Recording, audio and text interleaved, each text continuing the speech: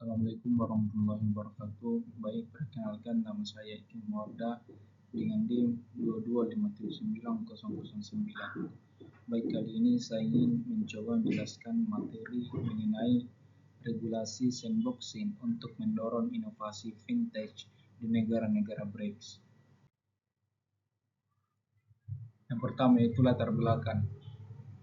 Negara-negara BRICS atau biasa dengan Brasil, Rusia, India, China, dan Afrika Selatan semakin berfokus pada pengembangan teknologi finansial atau fintech untuk mendukung pertumbuhan ekonomi dan inklusi keuangan.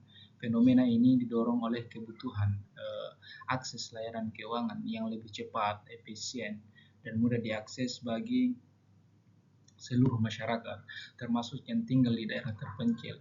Fintech menawarkan solusi untuk mengatasi berbagai hambatan yang ada dalam sistem keuangan tradisional, seperti biaya yang tinggi, birokrasi yang lambat, dan akses yang terbatas. Namun, meski memiliki potensi yang besar, perkembangan pesat sektor ini juga membawa risiko baru yang perlu diantisipasi oleh regulator, di mana salah satu tantangan utamanya adalah memastikan bahwa inovasi tersebut berjalan selaras dengan kebijakan keuangan yang melindungi konsumen dan menjaga stabilitas pasar. Untuk itu, regulasi sandbox menjadi instrumen penting yang memungkinkan perusahaan fintech menguji produk atau layanan dalam lingkungan terbatas yang diawasi, sehingga risiko dapat diminimalkan sebelum peluncuran penuh ke pasar. Regulasi sandboxing berperan penting dalam mendukung inovasi, khususnya di negara-negara BRICS yang memiliki pasar fintech yang terus berkembang. Kemudian secara kuantitatif, adopsi layanan fintech di negara-negara BRICS mengalami pertumbuhan signifikan dalam beberapa tahun terakhir. Data menunjukkan bahwa tingkat presentasi layanan fintech di China pada tahun 2022 mencapai sekitar 87%, di mana didukung oleh aplikasi seperti Alipay dan WeChat Pay. Di India terdapat lebih dari 2.100 perusahaan fintech yang berkontribusi sekitar 2% dari produk domestik bruto atau PDB nasional pada tahun yang sama. Brasil, pemimpin fintech di Amerika Latin, mencatat lebih dari 750 perusahaan di bidang ini dengan pertumbuhan tahunan mencapai 30%. Sedangkan Rusia dan Afrika Selatan juga menunjukkan peningkatan dalam adopsi layanan keuangan digital. Meski perkembangan fintech di kedua negara ini masih tertinggal dibanding dengan China dan India, angka ini menekankan bahwa potensi yang sangat besar dari sektor fintech di negara-negara BRICS serta pentingnya regulasi sandbox untuk menjaga keseimbangan antara inovasi dan stabilitas sistem keuangan.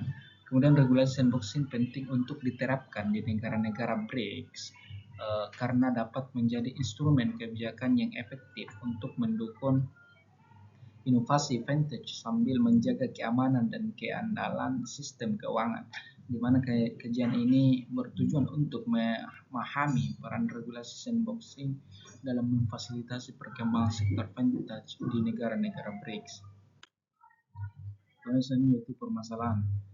Permasalahan yang pertama itu apa tantangan utama yang dihadapi negara-negara BRICS dalam mengimplementasikan regulasi sandboxing untuk sektor fintech. Kemudian permasalahan yang kedua yaitu mengapa penting bagi negara-negara BRICS untuk mengadopsi regulasi sandbox dalam mendukung inovasi fintech. Dan yang terakhir yaitu bagaimana regulasi sandboxing dapat diimplementasikan secara efektif untuk mendorong pertumbuhan fintech di negara-negara BRICS. Selanjutnya itu tinjauan pustaka. Konsep regulatory sandboxing menurut Bailey pada tahun 2020 mendefinisikan bahwa regulation sandbox sebagai pendekatan kebijakan di mana regulator memungkinkan produk atau layanan baru di lingkungan terbatas untuk meminimalkan risiko sebelum rilis penuh. Kemudian inovasi dan regulasi di fintech menurut Casey dan Wong pada tahun 2019 menyatakan bahwa regulasi sandboxing memungkinkan perusahaan fintech untuk berinovasi tanpa hambatan regulasi yang berlebihan, namun tetap memberikan ruang bagi regulator untuk memahami teknologi yang sedang diuji. Kemudian risiko dan tantangan dalam sandbox menurut ZC et al. Pada tahun 2021 mengidentifikasi bahwa tantangan utama dalam penerapan sandbox adalah keamanan data dan perlindungan konsumen yang perlu diatasi melalui kebijakan yang kuat dan transparan. Kemudian implementasi sandbox di China dan India menurut Wang et al. Pada tahun 2022 mencatat bahwa China dan India berhasil menerapkan sandbox untuk mendorong inovasi dengan fokus pada keamanan konsumen dan dukungan inklusi keuangan. Kemudian selanjutnya itu inklusi keuangan dan fintech di negara berkembang menurut Arnett et al. Pada tahun 2020 menjelaskan bahwa fintech memiliki potensi besar untuk meningkatkan inklusi keuangan, terutama di negara-negara berkembang, yaitu yang akan semakin kuat dengan dukungan regulasi yang sesuai seperti sandbox. Kemudian selanjutnya itu pembahasan. Di sini ada tiga pembahasan, di mana pembahasan pertama itu membahas tentang tantangan implementasi sandbox di negara-negara BRICS. Negara-negara BRICS menghadapi beragam tantangan dalam mengimplementasikan regulasi sandbox untuk sektor fintech, di mana salah satu tantangan utamanya adalah infrastruktur digital yang belum merata, terutama di Rusia dan Afrika Selatan, yang menghambat penerapan kebijakan secara efisien. Selain itu, masing-masing negara memiliki struktur regulasi yang berbeda, sehingga diperlukan pendekatan yang fleksibel namun tetap konsisten dengan kebutuhan lokal. India misalnya telah berhasil dalam mengembangkan infrastruktur regulasi sandbox dengan fokus pada keamanan data. Namun tantangan pelaksanaan di tingkat lokal masih menjadi isu penting. Kemudian selanjutnya yaitu pentingnya adopsi regulasi sandbox di negara-negara BRICS. Adopsi regulasi sandbox negara-negara BRICS sangat penting untuk mendukung inovasi di sektor fintech. Dalam studi yang dilakukan Casey dan Won pada tahun 2019 disebutkan bahwa sandbox memberikan ruang bagi perusahaan fintech untuk menguji produk mereka dengan risiko yang lebih rendah, sehingga dapat mempercepat adopsi teknologi keuangan baru di pasar. Di China, regulasi sandbox memungkinkan perusahaan seperti Alipay dan WeChat Pay untuk memperluas layanan dengan tetap mematuhi standar keamanan keuangan yang ketat, sehingga dapat memberikan contoh penting tentang bagaimana sandbox dapat mendorong inovasi sambil melindungi konsumen. Kemudian selanjutnya itu implementasi efektif sandbox untuk mendorong pertumbuhan fintech di negara-negara BRICS.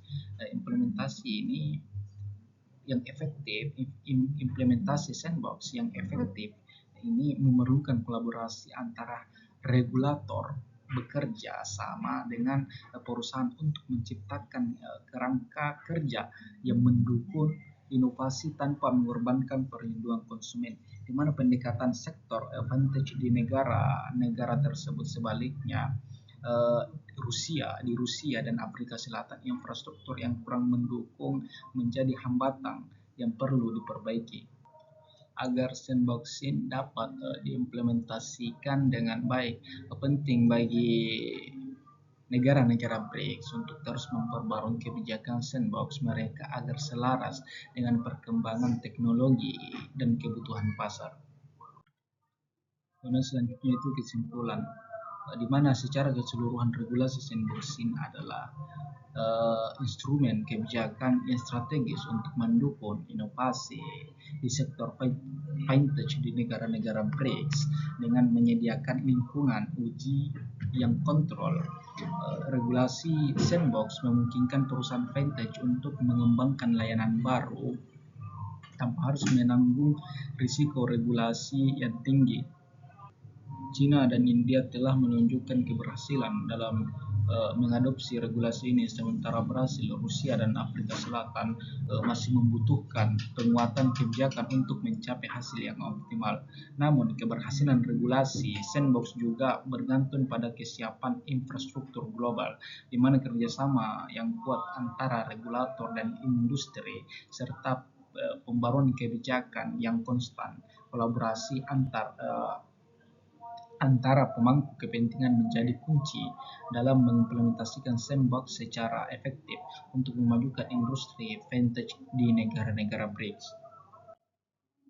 Kemudian selanjutnya itu saran pertama itu negara-negara BRICS perlu memperkuat infrastruktur digital khususnya di Rusia dan Afrika Selatan agar regulasi sandbox dapat diimplementasikan dengan optimal di seluruh wilayah. Kemudian yang kedua itu kolaborasi antara regulator, industri vintage, dan pemangku kepentingan lain perlu ditingkatkan untuk menciptakan kebijakan sandbox yang adaptif terhadap perubahan teknologi. Kemudian yang terakhir yaitu pemerintah negara-negara BRICS harus secara berkala memperbarui kebijakan kebutuhan pasar, teknologi, dan standar internasional terkait keamanan dan perlindungan konsumen. Mungkin sekian presentasi pada materi kali ini, mudah-mudahan ada manfaatnya. Assalamualaikum warahmatullahi wabarakatuh.